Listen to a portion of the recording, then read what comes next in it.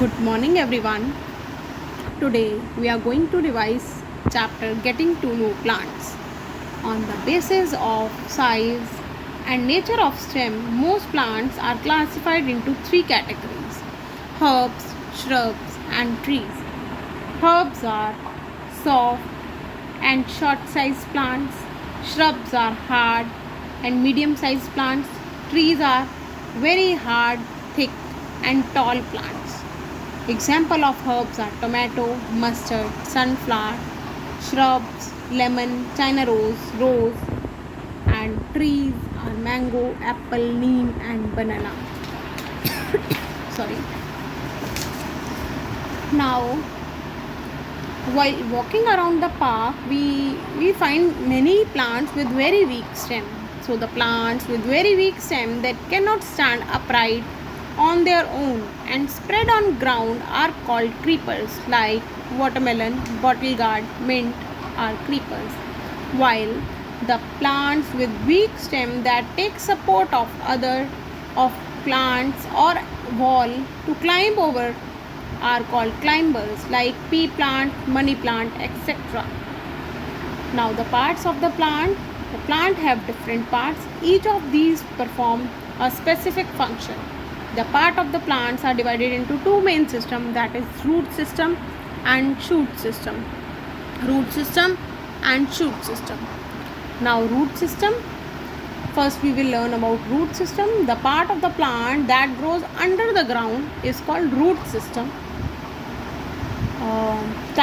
There are two types of roots, that is tap roots and fibrous roots. Tap roots and fibrous roots. In some plants, a single root comes out from seed after germination. The primary root gives out several branches in every direction. These smaller branches are called lateral roots or secondary roots. This type of root is called tap root. Mango, neem, pine, carrot, radish are the examples of tap root.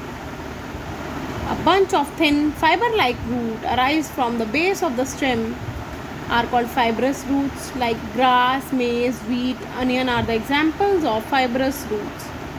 The function of root is to fix the plant. Roots spread out into the soil and hold the plant firmly to the ground. It helps in conduction also. Roots absorb water and minerals from the soil and pass them to the stem. The plant uses water and mineral and manufacture food and carry out the life processes. And it also helps in prevention of soil erosion. Root help bind the soil particles together. In this way, root prevent the soil from being blown away by the wind or washed away by the water. Now I will talk about the shoot system. In shoot system, it is the main part of the plant that grows above the soil. It consists of stem, leaves, flowers and fruits. Stem is very important part of the plant. In most plants, stems are quite strong and hold the plant upright. The stem of the tree is called trunk. The small outgrowth on the stem of the plant is called bud. Buds are of two types, apical bud and axillary bud. The part of a stem where a leaf arises node, and the region of the stem between the two adjacent nodes is called internode. The function of stem, it gives support to the plant and it also helps in the conduction. Now leaf, another topic is leaf. Leaf is flattened, thin part, green and lateral structure attached to the stem. It is also known as kitchen of the plant because it manufactures food with the help of chlorophyll present in it. Leaf grows on the stem at a node. It is attached to the stem by the means of stalk called petiole. The flat green portion of the leaf is called lamina or leaf blade. The petiole continues in the leaf as a thick midrib in the center. The midrib on either side branches out as veins to form a network. The veins transport water, minerals and food. The arrangement of veins on the leaf blade is called venation. It is of two types, reticulate and parallel venation. In reticulate venation, when the veins form a net-like pattern on lamina of a leaf, the venation is called reticulate. Example: people, China rose, mustard, cabbage, lemon, neem, lychee, and mango tree. Parallel venation: when the veins are parallel to the midrib or parallel to each other, the venation called parallel venation. It is commonly seen in the leaves of bamboo, banana, sugarcane, and palm tree. Now we have already discussed the two types of root, that is taproot and the fibrous root. And the leaf venation and the type of the root system in a plant are related.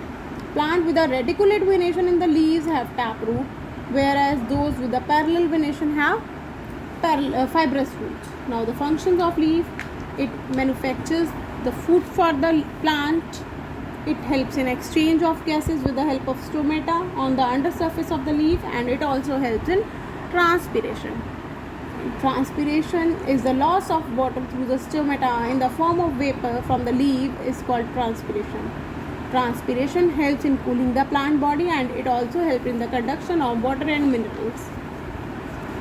Now flowers. Flowers are the most beautiful part of the plant. Different plants have different types of flowers. Flowers are of many sizes, shapes, and colors. They have different kind of fragrances. Example: hibiscus, rose, jasmine, sunflower, marigold, and lily. Flowers contain reproductive organs of the plants. Now, parts of the flower, the main parts of the flower are sepals, petals, stamen, and pistil. Sepals are the green leaf-like part in the outermost circle of a flower. They protect the flower during the bud stage. Petals are usually bright colored due to the presence of colored pigment. The bright colored petals serve to attract insects, which helps in pollination. Stamens are found just inside the petals of the flower. They are usually 4 to 6 in numbers. The stamen is a male reproductive part of the plant of a flower, while pistil is in the center of the flower. There is a flask-shaped organ called pistil. The pistil is female reproductive part of the flower, and each pistil consists of stigma, style, and ovary. And in ovary there are ovules. Now the function of the flowers. The main function of the flower is to produce fruits and seeds. The fruits and seeds formed in the flower by the process of pollination or fertilization. The transfer of pollen grains from anther to stigma of a pistil is called pollination. It is done with the help of insects, wind, and water. The fusion of male and female sex cell is called fertilization. And after fertilization, ovule grows and becomes seeds, and the ovary of a flower grows and becomes fruit. The fruit protect the seeds. The other part of the flower dry up and fall off. Under suitable conditions, availability of water, air, and warmth, a seed germinate to become a baby plant. Thank you, everyone.